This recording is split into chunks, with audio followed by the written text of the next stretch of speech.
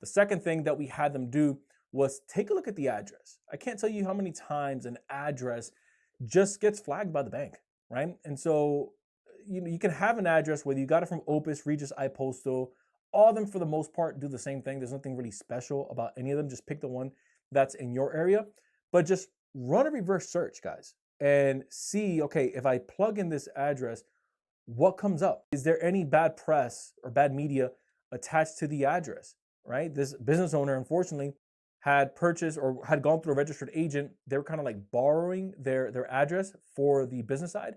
And then when they went to go Google it, they noticed that there was a local presence in terms of media coverage on that address where there was a white collar crime that had been committed from that address.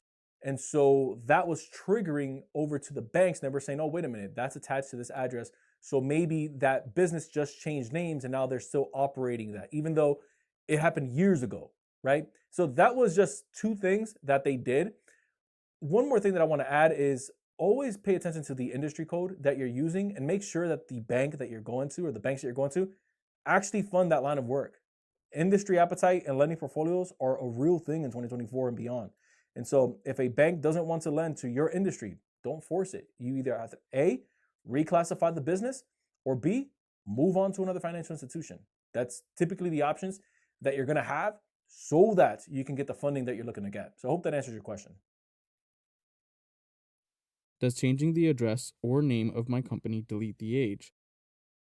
Great question. So a lot of people think that just because I change the name or I change the address, I lose the age. You don't lose the age, right?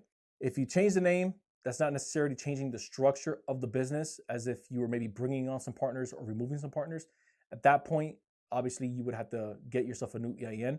And then same thing with a new, I'd say, address or, name. Both are one and one the same in terms of it doesn't necessarily change the structure, right? It does work as a little bit as repositioning, which actually serves you in the long run if you do it right. But I'll give you a practical example to drive this point home. Let's say that I wanted to change my middle name. Am I still the same guy? Yes. Do I still like to eat the same stuff? Yes. Do I still like to go to the same places? Yes. Nothing changed about me or how I operate other than my name change. Now, will I need to update that everywhere that's important? 100%, right? So think of if you just got married and you had to change your name, your date of birth did not change. So if you took someone else's name, maybe you switched from your maiden name to your spouse's name, your date of birth did not change. Same thing happens with address. How many of us are moving every year, right? We move all the time, every single year. A lot of us. I think the average American stays in the home, 3, maybe 4 years, the average family, and they're constantly moving, whether they're, upsizing, downsizing, whatever it is. Guess what? I was still born in 1990. I moved, bought a house. I was still born in 1990. I sold this house. I, decided to buy some multifamily. I decided to live out one of the units. I was still born in 1990. So I didn't lose my age and I still kept my social security number.